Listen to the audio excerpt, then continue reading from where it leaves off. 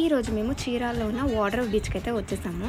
So నేను after long time అట ఒక 5 ఇయర్స్ తర్వాత నేనైతే ఈ బీచ్కి వచ్చాను. సో ఫస్ట్ టైం నందన్కి అయితే ఇది ఫస్ట్ టైం ఎక్స్పీరియన్స్ అనమాట. సో వాడైతే ఫస్ట్ భయపడ్డాడు. సో తర్వాత మాత్రం మంచిగా ఆడుకుంటున్నాడు, చూసారు కదా, చాలా ఎంజాయ్ చేశాడు. బట్ అయితే వాడిని తడపలేదు, జస్ట్ ఊరికే కాళ్ళ వరకు అయితే తడిపించాను, ఫస్ట్ టైం కదా, మళ్ళీ ఏమన్నా ఫీవర్ ఏమన్నా వస్తుందేమో అని భయం వేసి.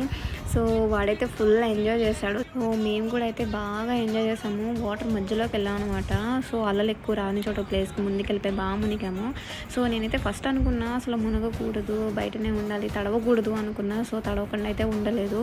సో నందన్ అయితే ఈ బైక్ ఎక్కించాను బీచ్లో. వాడైతే ఫుల్ ఎంజాయ్ చేశాడు, ఒక రైడ్కి అయితే వెళ్ళేసి వచ్చాడు.